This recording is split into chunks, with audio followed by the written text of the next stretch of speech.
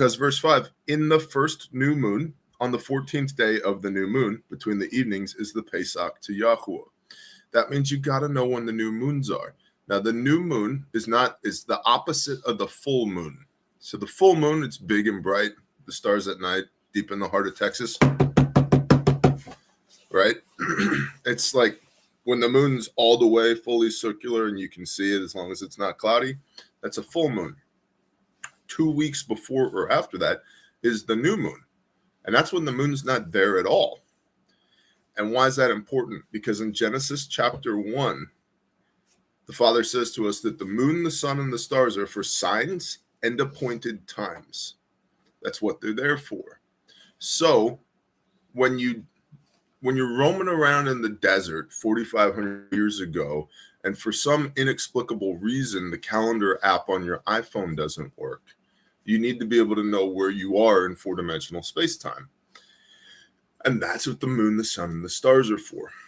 The new moon is for appointed times. And if you read through Leviticus 23, all of the timestamps for when the Moedim, the high holy days, occur are counted from new moons. And so you keep the new moon festival, the festival of the new moon, for two reasons, I think. One is so you can keep the regular biblical calendar of appointed times. Two, I honestly believe the Father wants us looking at the night sky without the light pollution of the moon to see the stars, to see the signs, the comets, the meteorites, the positions of the planets, because of Genesis chapter 1, signs and appointed times, to be familiar with what that night skyscape looks like, because things will happen in that night skyscape.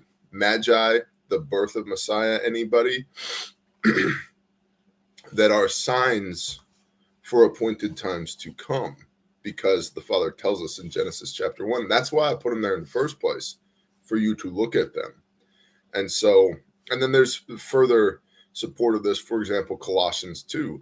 Therefore, let no man judge you in eating or drinking, in the keeping of Sabbaths or new moon festivals.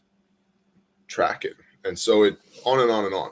So that's why we do the new moon. It is a holy convocation, aka a set apart gathering. You hang out with your peeps.